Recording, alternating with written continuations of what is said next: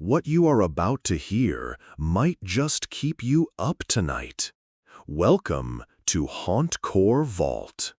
I am the storyteller, and I'll help you fall asleep. If you are new, please subscribe to the channel. Let's dive in the vault.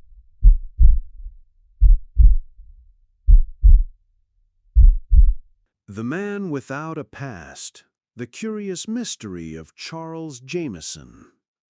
There are a number of tragic cases where people lose all memory of who they are and, for whatever reason, no one is able to help them recover their identities. However, few such stories are as complicated and uncanny as the long search for the real Charles Jamison.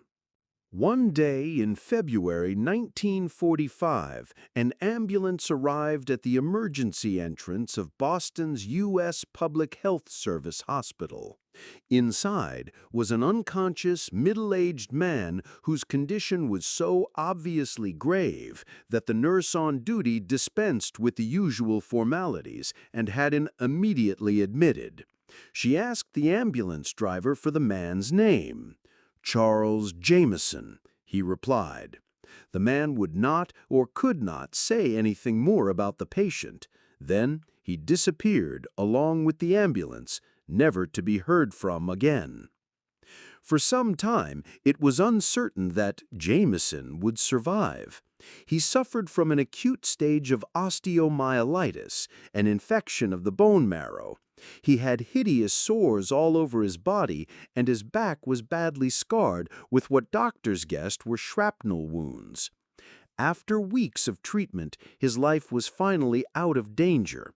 However, the infection left him permanently paralyzed from the waist down, and his speech was so impaired that anything he said was almost unintelligible.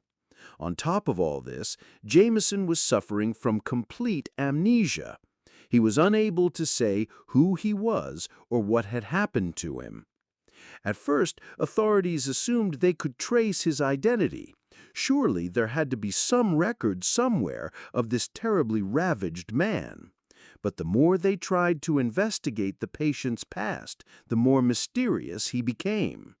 The shabby clothes he had worn contained no identification of any sort, and they even lacked labels or laundry marks. No one ever called the hospital to ask about him. Inquiries to every ambulance service in and around Boston revealed that none of them had dispatched an ambulance to the Public Health Service hospital on the day Jamison had been admitted. Jamison was around 60 years old, with graying hair and brown eyes. He was 6 feet tall and weighed about 200 pounds. There was a 2-inch scar on his right cheek. The index finger of his left hand was missing, and both arms were covered with tattoos. His appearance was so distinctive that it was thought it might help identify him, but that failed to be the case. The tattoos were a mixture of flags and hearts. Some of the flags were American, others British. One faded tattoo had a scroll that seemed to say U.S. Navy. This led to the assumption that Jamison had been a sailor in the naval and/or merchant service, a belief bolstered by the fact that he had been brought to the only hospital in Boston that specifically treated seamen. There was a theory that Jamison had been aboard a freighter that had been shelled and torpedoed by a German submarine, but that could never be verified. However, after being sent Jamison's fingerprints, both the FBI and the military replied that they had no record of him, which would not have been the case had he served in either the Navy or the Merchant Marine. His photo was sent to missing persons bureaus across the country, but that proved to be just as futile as every other effort to identify him. For years, the poor man spent long days sitting in his wheelchair in a blank silence. He rarely made any sounds and seemed to take little notice of the world around him. Then, in 1953, the hospital's newly installed medical director, Oliver K. Williams, became intrigued by this most enigmatic of patients. He felt there had to be some way to learn who this man really was. Dr. Williams decided the only way to learn Jamison's identity was by finding a way to communicate with the man himself. He devised a simple word game where Jamison would be given a phrase or simple question and asked what, if anything, it meant to him. When asked how old he was, Jamison stubbornly insisted that he was 49, although it was clear that he was far older. "How old is your wife?" made his eyes briefly light up, but after struggling to think for a moment, he sighed and said, "I don't know." He knew who Benjamin Disraeli and William Gladstone were, although he spoke of them as though they were still living British statesmen, not historical figures dead for many decades. This communication method elicited information in a very slow and difficult manner, but Dr. Williams managed to learn enough to convince him that Jamison was an Englishman who had served in the British Navy. At one point, while looking at pictures of various parts of England, Jamison suddenly remarked, "I'm from London." Unfortunately, all he could add to that was the statement that he lived in a gray house. Jamison said he had no living relatives and that he had gone to sea at the age of 13. He recalled that he had attended the gunnery school at Osborne in 1891 or 1892. When he was shown an issue of Jane's fighting ships, he recognized the British battleship Bellerophon. It was commissioned in 1909 and took part in World War I. "I served on her when she was new," he commented with evident pride. When asked what ships he had served on during the Great War, he was reluctant to reply. He said they were all in convoy, under secret orders. They had no names, only numbers, and if I knew them, I couldn't tell you. Even when it was pointed out to him that the war was long over, he refused to give any more information on his wartime duties. The little information Jamison provided about his career was sent to British naval authorities. However, they found no record that anyone named Charles Jamison had attended the gunnery school or served in their navy.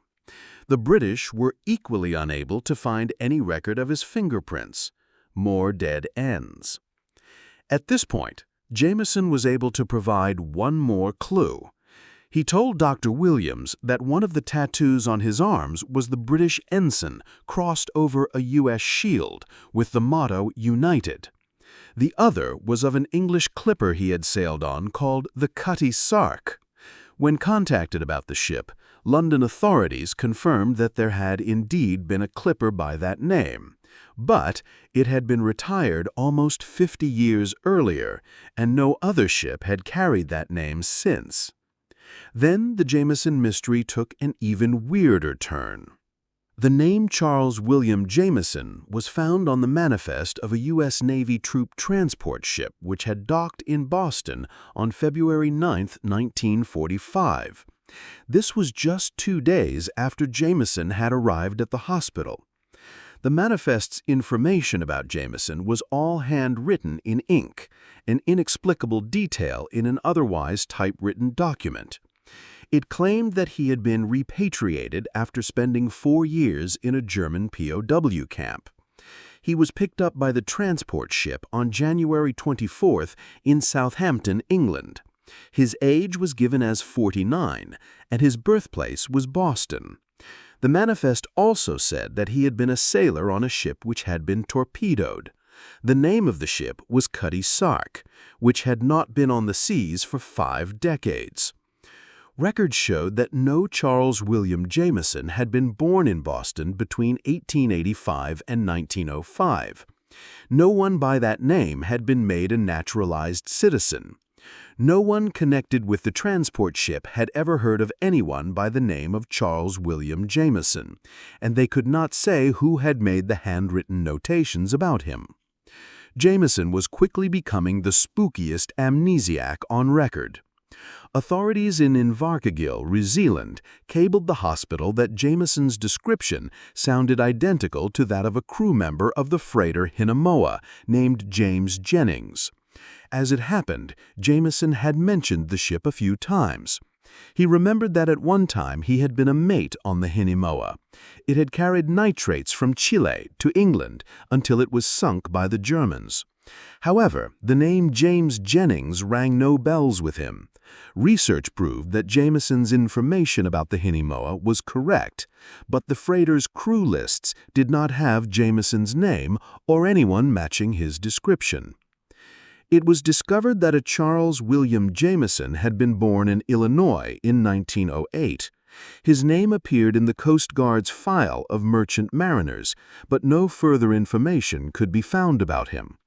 When asked about this man, Jamison replied only with a blank stare. In 1956, a segment dealing with the Jamison riddle aired on national TV. A viewer in Texas thought Jamison resembled his father-in-law, Frank J. Higgins. He had been a chief engineer in the merchant service before he disappeared many years back. As seemed to happen at every turn in the case, this fresh lead just led to more mystery. Higgins, who was born at approximately the same time as Jamison, was a New Yorker who spent his adult life as a sailor. On December 9, 1941, his ship, a freighter named the Francis Salmon, docked in Galveston, Texas. It was in port for less than a week before it sailed for Portland, Maine, with a load of sulfur.